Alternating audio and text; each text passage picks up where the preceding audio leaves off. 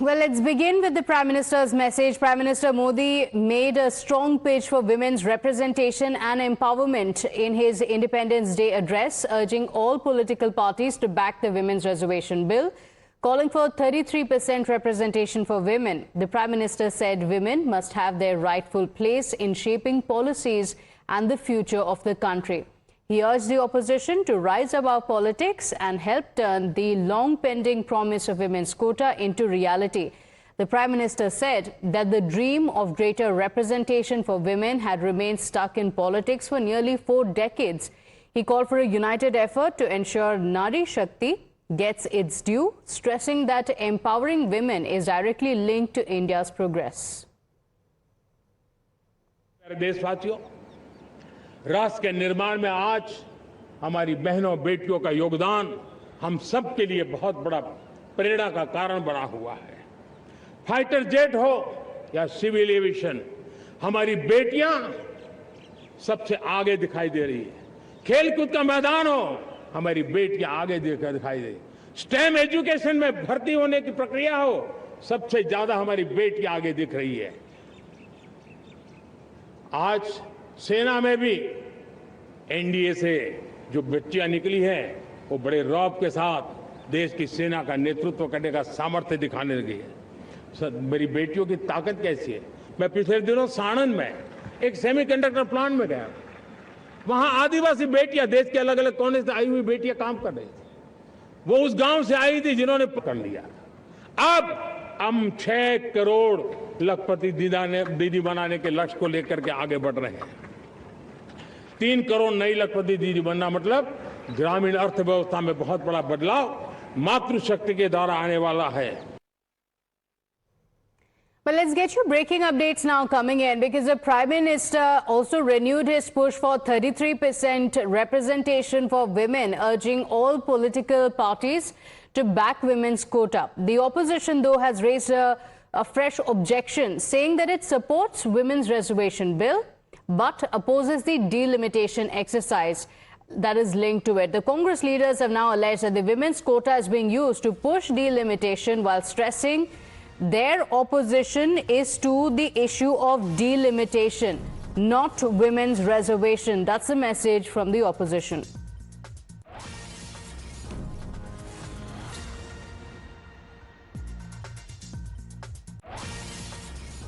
हर व्यक्ति दिमागी नक्सल हो सकता है, तो ये कहना अपने आप में मुझे लगता है तमाम उन युवाओं का अपमान है। पहले जब शब्द उन्होंने दिया था अर्बन नक्सल, वो तो समझ में आता है कि शहर में जो लोग बात करते हैं, अपनी आवाज़ उठाते हैं सरकार के खिलाफ, उनको नक्सल बोल दिया। अब दिमागी नक्सल तो माने कि सारा जितने पढ़े लिखे लोग हैं, इंटेलेक्चुअल लोग हैं, पढ़ते लिखते हैं, सबको नक्सल बता दिया। यही तो है। महिला आरक्षण बिल जो है वो तो ऑलरेडी पास हुआ है, उसको सिर्फ लागू करने की बात है। महिला आरक्षण बिल की आड़ में कुछ उद्देश्य और है, वो नहीं बता रहे। महिला आरक्षण पर आप सब जानते हैं दशकों से मुद्दा चल रहा था। कांग्रेस पार्टी की, मनमोहन सिंह जी, सोनिया गांधी की, हम सब की सरकार थी। हमने समर्थन किया और सर्वसम्मति से पार्लियामेंट में बिल पास हो चुका है। उसको लागू अब तक क्यों नहीं किया है? बात यह है, महिला आरक्षण के नाम पर आप अपने राजनीतिक सिद्ध साधना चाहते हैं, एक गैर कानूनी परिसीमन को लाना चाहते हैं। हम उसके खिलाफ हैं। महिला आरक्षण तो हमने बहुत पहले पारित कर दिया है। They have their own agendas. They are not ready to implement women reservation in the existing strength of Lok Sabha or the state assemblies. They want to link the delimitation and the census, and they want to, under the garb of women reservation, they want to get delimitation done as they want. About intellectuals, if the students, if the youth of this country, if they raising their demand or raising their voice or protesting or pointing fingers for their rights and against the injustice the students have to face, they cannot be termed as nexus. They are the students, they are the youth, they are the future. My colleague Mohit Bhatt is joining us on the broadcast with the details. And Mohit, on Independence Day, yet again we're seeing politics over the women's quota bill, with the Prime Minister saying it is the opposition that is stalling it, while the opposition says that it is opposed to the delimitation that is linked to it.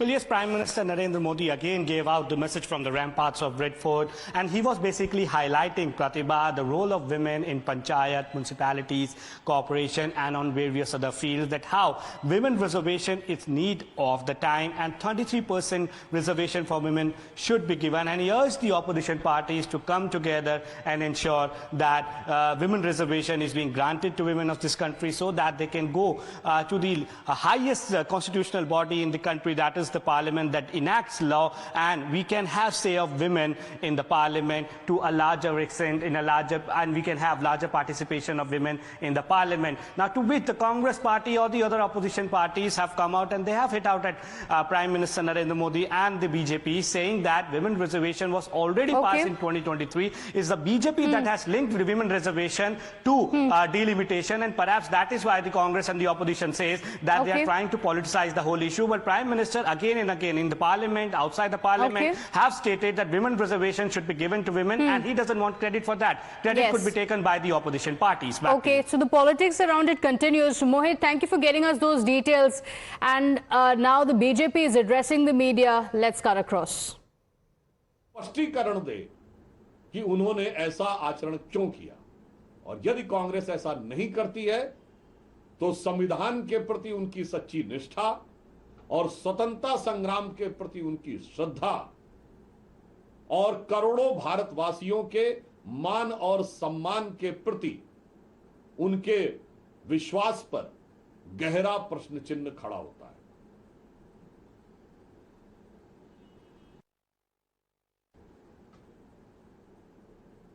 Today the country is celebrating the Independence Day with great deal of zeal and enthusiasm. This Independence Day is unique and historical, as this is the first Independence Day of the second quarter of 21st century, and now India is entering into 80th year of its independence.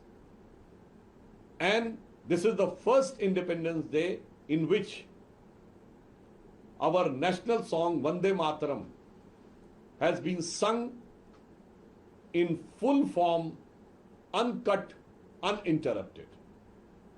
And this is more important because on 15th of August 1947, when India got independence, on the midnight of 14th and 15th August, when the first Constituent Assembly of Independent India started, it started with the singing of Vande Mataram, because till then national anthem Jan Gan Man was not adopted by the constitution. So this is the voice in which lakhs and lakhs of freedom fighters faced the bullets and lathis of British government, and thousands of Krantikari and the freedom fighters have laid down their life, and this is the voice by singing which independent India came into existence, but which is being sacrificed for the sake of hardliner fundamentalist forces, just for the sake of convenience of politics by Congress party. But now, with the effort of Prime Minister Shri Narendra Modi, for the first time our national song Vande Mataram has been sung at full length on this Independence Day. So this is a historical moment in the history of India. But at this time we have seen a very ugly moment when at the head office of the Congress party, it was seen that their supreme leader Srimati Sonia Gandhi, their super president Rahul Gandhi, and sitting president Mallikarjun Kharge ji, while it was being sung, they were not attentive. Rather than they were casually talking to each other, giving remarks to each other, even calling someone. This shows the utter disrespect by Congress party towards the national song Vande Mataram. This shows that Congress party has not yet accepted the complete and wholeheartedly accepted the full form of Vande Mataram. So we strongly condemn this deplorable act of the top leadership of Congress party, and we urge an apology from the Congress party and a clarification from there for this peculiar and deplorable act. And if they do not do so, this shows their true faith and allegiance to the Constitution, their dedication to the nation, and their respect towards the freedom fight is under suspicion and under the grave question.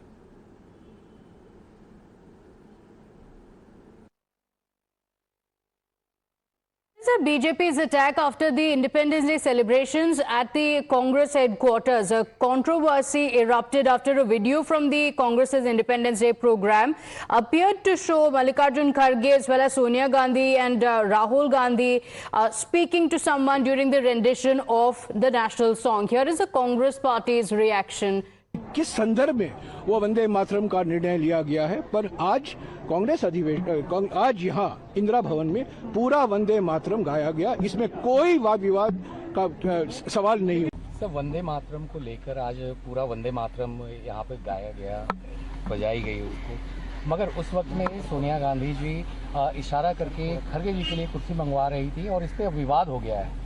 नहीं, कोई विवाद नहीं हुआ है, कोई विवाद नहीं हुआ है। ये बात आपको कांग्रेस के हाईकमान के लोग या जयराम रमेश जी अपना भी आपको बता देंगे कि एक्चुअल में कांग्रेस का क्या अप्रोच रहेगा। So here is a political charge over what happened with the Congress party, alleging that there is no controversy whatsoever. Now, the Congress president Mallikarjun Kharge and leader of opposition Rahul Gandhi also skipped the Independence Day celebrations at the Red Fort for the second consecutive year, where Prime Minister Narendra Modi led the ceremony. Their absence comes amid the controversy over Rahul Gandhi's seating. This is during the 2024 celebrations. Despite being the Lok Sabha leader of opposition with a cabinet rank status, Rahul Gandhi was seated in the second last row. It triggered a protocol row. The opposition had called this seating an insult, while the Defence Ministry had said that the arrangement was changed to accommodate some of the Olympians that year. As per protocol, the leader of opposition is normally seated at the front row at the ceremonial events. Reacting to Mallikarjun Kharge and Rahul Gandhi's absence this year, the Union Minister Giriraj Singh in fact called it very unfortunate. But let's break down the details for you and tell you the details of what has happened.